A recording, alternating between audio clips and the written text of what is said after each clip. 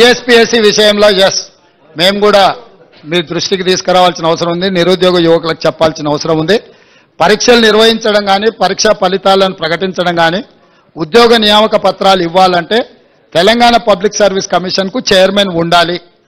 Chairman లేకుండా ఈ ప్రక్రియ ఏది జరగదు. ఇది న్యాయపరంగా చెల్లదు. అక్కడ ఉన్న చట్టం కూడా అనుమతించదు. ఇప్పుడు ఉన్న చైర్మన్ గారు మిగతా సభ్యులు రాజీనామా పత్రాలు సమర్పించారు.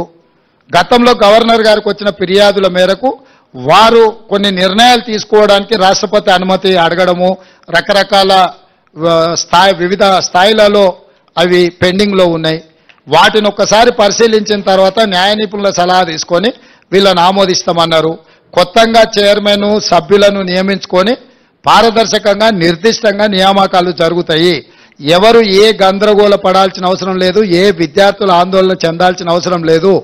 ఇవాళ ప్రశ్నాపత్రాలు పల్లి బఠానీలలాక జిరాక్స్ సెంటర్లో అమ్మకాలు జరిగినప్పుడున్న చైర్మన్లు మెంబర్ల మీద నిరుద్యోగ యువకులకు విశ్వాసం లేకపోవడం, నిర్వహించిన పరీక్షలు అన్నిటిని కూడా రద్దు చేయడం, రకరకాల గందరగోళ పరిస్థితుల్లో ఈరోజు విద్యార్థులు నిరుద్యోగ యువకులు ఉన్నారు. కాబట్టి వాళ్ళు ఆల్రెడీ గవర్నర్ గారికి రాజీనామాలు సమర్పించారు. నాకు తెలిసి నెక్స్ట్ 4-5 రోజుల్లో గవర్నర్ గారు వీటి విషయంలో నిర్ణయం తీసుకోబోతున్నారు. వారు నిర్ణయం తీసుకున్న ఎంబడే వేగంగా కొత్త బోర్డును నియామకాలు చేపడతాము. చేపట్టిన ఎంబడే పోటీ పరీక్షలు నిర్వహిస్తాము.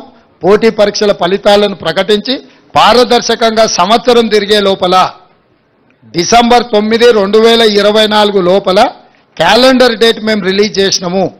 ఖచ్చితంగా సంవత్సరం తిరిగే లోపల 2 లక్షల ప్రభుత్వ ఉద్యోగ ఖాళీలను భర్తీ చేస్తాము. పారదర్శకంగా చేయడానికి అవసరమైన నిర్ణయాలు, సాంకేతికపరమైన న్యాయపరమైన అంశాలను పూర్తిగా విశ్లేషించుకొని ముందుకెళ్తుంది ప్రభుత్వం. రేవంత్ సాబ్